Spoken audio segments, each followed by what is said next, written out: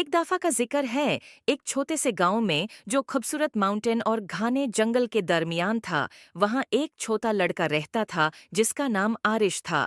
आरिश बहुत क्यूरियस और एडवेंचरस था, हमेशा अजीब और फैंटास्टिकल जगहों कई सपने देखता रहता।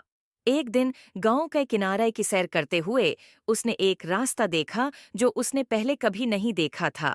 ये रास्ता एक पुराने जादुई घर तक जाता था जो फूलों से ढका हुआ था, और एक गार्डन जो जादू से चमकता था उसके इर्द गिर्द था।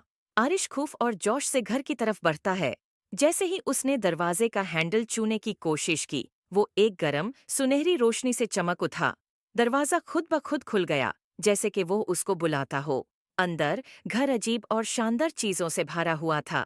किताबें जो राज बताती थीं, पेंटिंग्स जो हरकत करती थीं, और फर्नीचर जो अपनी ही धुन पर नचता था। जब आरिश घर को देख रहा था, उसकी मुलाकात एक बारी उल्लू से हुई जो बोल सकता था। उल्लू का नाम ही ओलिवर था।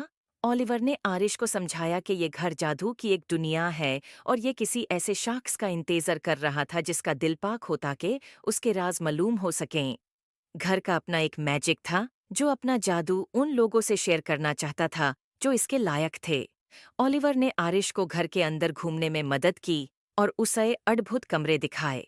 एक गार्डन जहां फूल मिलकर गाते थे, एक लाइब्रेरी जहां हर किताब एक अलग दुनिया का दरवाजा थी, और एक रसोई जहां मसाले और इंग्रेडिएंट्स खुद नाच कर खाना बनाते थे।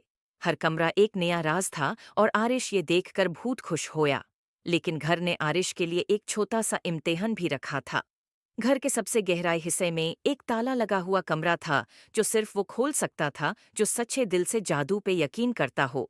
ओलिवर ने आरिश को एक चाबी दी और कहा कि अपने दिल पर भरोसा करो। आरिश ने गहरा सांस लिया और ताला के सामने गया, चाबी डाली और घूमे। दरवाजा धीरे धीरे खुल गया और एक कमरा रोशनी से भर गया, और ऐसा खूबसूरत मंजर आरिश ने कभी नहीं देखा था। एक आईना जो मुस्तकबिल दिखाता था।